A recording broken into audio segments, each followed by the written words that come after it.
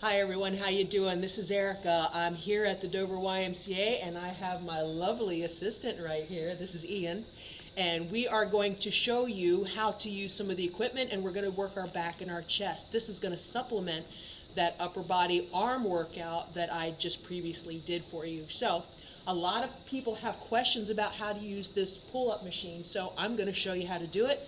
I'm going to show you how to keep your form correct, and we're going to give him a little bit of a workout today, all right? So he's going to go ahead and climb up on this machine. Feet are placed on these little pedestals. Hands are on the arms up here. He's going to start to climb up on that little dip assist right there. So he's going to keep his hips forward. He's going to brace his core. He's going to lift straight up, quick, and then he's going to slow down. 1, 2, 3, 4. Go up, hold. There you go. Keep it going. He's going to do about 10 to 12 repetitions. Now as he's doing that, I'm going to explain this weight stack. It works in reverse. A lot of times we put weight on and we're thinking that we're lifting 30 pounds, let's say.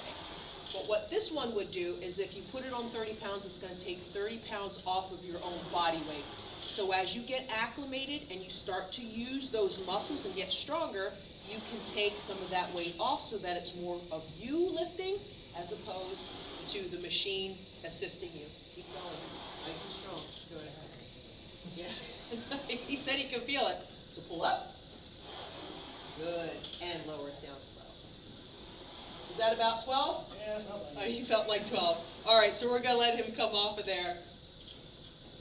So a pull-up is probably the #1 best exercise that you can do for your back. So if you have the ability to use one of these, please do. Train yourself to do a pull-up.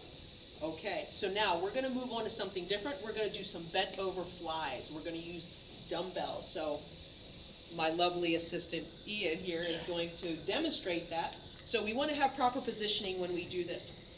So he's going to keep his knees soft. His feet are going to be about shoulder width apart. He's going to hinge at the hips and bend forwards, keeping his back flat.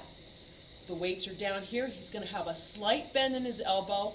He's going to keep his spine neutral, head, neck, and shoulders. Everything's in alignment. And he's going to open that up, raising those elbows to the back and bringing it back down. And he's going to make sure that he's breathing when he's doing that. Go ahead. Good. Squeezing and bracing that core to keep that body in alignment. Good. Keep going. Good. And he's breathing. So he's, there you go. He's opening the body, inhaling, and then exhaling as he's letting that down. We'll let him do a couple more. Get his workout in. Yeah, you can feel it. All right. Are you good? Yeah. Okay, so let's talk about tempo. When we talk about tempo, those are the counts that you use when you're doing your workout. We don't want momentum. We don't want to just keep doing and swinging. You're taking the muscles out of that action. It's just swinging and momentum. So when we think about tempo, if you're going against gravity, you're going to go up quick, and then you're going to resist the gravity coming down. So we can call that a 1 and 3. 1, down, 2, 3. 1, down, 2, and 3, right? Or we can go up, 2, down, 2, up, 2, down, 2. So that's what when we call tempo, that's what we're talking about. And it really helps you to work the muscle and get a little bit deeper in it. He felt that just for doing that one set. Okay, so our next thing, we're going to do a lat pullover. So I'm going to turn the camera. We're going to go over here to the bench. Thanks for sticking with me. There we go. I'll steady this. All right. Good. I'm going to come over this way and get a little bit closer. So he's going to lay flat on this bench. Put your feet over the edge of them and come forward a little bit. So a flat bench or anything that you can lay flat on that you have range of motion is going to be good. You want to make sure that it's stable. We don't want anything that's going to teeter-totter or rock. So he's going to hold that one dumbbell. Now you get to decide what kind of weight you want to use, but be mindful because the shoulder is involved in it. You don't want anything too heavy that's going to cause a lot of stress on that shoulder joint as you bring it forward. So he starts at the top. He's going to keep his elbows a little soft. He's going to bring it behind his head. And as he brings it forward, he's going to squeeze using his lats right here, and he's going to bring it down to right about there, squeezing and engaging those ribs, closing it as he raises it and lowers it. He's going to exhale as he comes up here. He's going to bring it back. Inhaling and exhaling. Good. Now, we're working large muscles, so your back can take a lot more weight than what your biceps and your triceps can. So weight is going to be relative to the body weight, the body part that you're working. He's using about a 30-pound dumbbell. Using both hands on it kind of spreads that weight out, so it's not strictly just 30 pounds on one arm. It's distributed. But the large muscle can take heavier weight, so don't hold yourself back too much when you're using your back, your chest, or your legs, large muscles. How's that feel, Ian? Feels great. All right, so he brings it down to his chest, and now he's going to sit up. Okay, so that was your overhead lat pull down. All right, so what we're going to do now, we are going to do some bent over rows. So he's going to grab a barbell. Now, you might not have a barbell available to you. You can use 2 dumbbells as well. He's going to come over here to demonstrate that. So positioning is going to be very important as well. Feet are about shoulder width apart. He's a pretty big guy, so his feet might come a little bit wider. That's fine. So what he's going to do is keep his knees soft. He's going to hinge forward at the hips. His back is flat. His head, neck, and shoulders, his spine is in alignment. All he's going to do is he's going to pull those elbows to the back, bringing that bar to his belly button and lowering it. He's going to pull up. He can do a count of 2 up and a count of 2 down. There you go. And bring it down. Now there's different ways you can grip the bar. He has an overhand grip. You can do one hand up, one hand down. You can do both underhand grip. He's got his underhand grip going on right now. Still bringing those elbows back. Now, core is engaged. That's very important.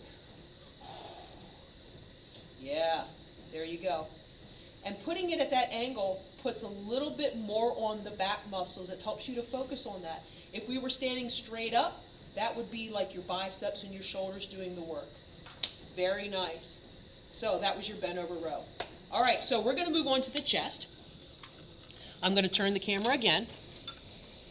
Oh, actually, we're going to stay right there. We're going to do a chest press, bench press. Okay. So he's going to get himself positioned to do a chest press. All right, now, this is going to be really important. You want to make sure that you keep contact with the bench. The feet are going to be flat on the floor. So we don't want to arch our lower back. We want to keep that contact. So you're going to brace that core. You're going to think about your belly button pushing in and going to the lower back, keeping flat on the bench. He's getting his hand positioning. He's a wide guy. He's got broad shoulders, so his hands are going to be kind of right there in line with his shoulders, goalpost arms. He pushes up. He's going to bring it down his chest. He's going to exhale and push. He's going to bring it down again, inhaling and push. Keep going. Good. Now that bar weighs about 45 pounds, so that's a good weight for a beginner. Women's Olympic bars are about 25 pounds. So you have options. You can use dumbbells for this. Now, a variation would be a 1 1/4 hitch. So what he's going to do, he's going to bring that down to his chest. He's going to change his hand positioning to what feels comfortable for him. He's going to bring it down to his chest. He's going to go up 1/4, bring it back down, and all the way up. Come down, 1/4, bring it back down, and push it up. So it's like adding a pulse. Boom. And pushing it all the way up, bringing it down, up 1/4, and boom. And if he's had enough of a workout, he can put that back on the rack. That was a yes. All right, so now we're going to move on to the next chest exercise. So I am going to turn this camera. All right, so we're on the cable crossover machine. So what Ian's going to do now, he's going to do what we call cable flies.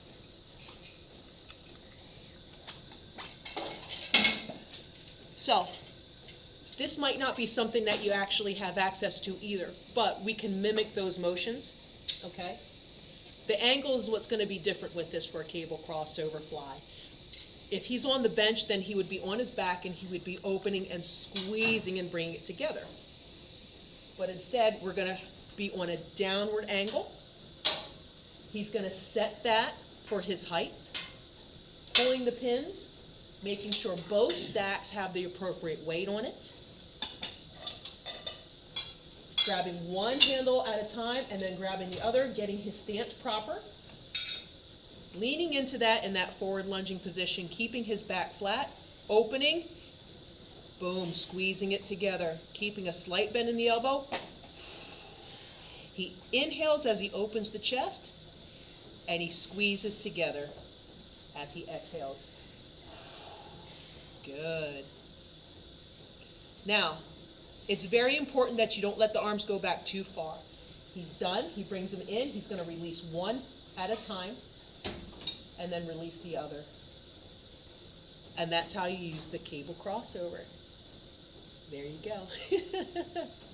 All right. So, last thing that we have for the chest, and we'll see what this guy's made of. We're going to go head for head. We are going to do push-ups on the negative. Normal push-ups we think about, we start in the top position, we lower ourselves down and push up. But on the negative, we start at the bottom and we go up. You ready to see this? You ready? All right, here we go. We start at the bottom and we press up. 1, 2. So we add a variation to an exercise that we're used to. Woo, that feels different. Core is braced. Keep the arms close to the body. Try really hard. And I'm about done with that. But changing and just making something a little bit different with something that you already know how to do will actually boost your workout and take it to the next level without going overboard with it. So, hopefully, he's dead. So hopefully you will learn something new today, and maybe you can incorporate that in your back workout and your chest workout. So also, if you ever have any questions, I'm easily reached. You can call the Dover branch or you can call the York branch YMCA and call the number there, get a hold of me, ask me questions. You can email me at ehelwig@yorkcoymca.org, and I'd be happy to answer any questions you have. So enjoy the workout. Have a great day, guys. Talk to you soon.